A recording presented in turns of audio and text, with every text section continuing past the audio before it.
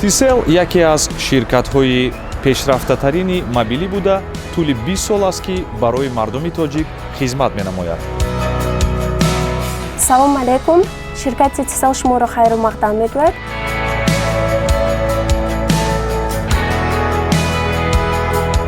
ин аст нашри якум дар соли 2021 бо директори кулли ширкати Тисел Озодхон Давлатшоев.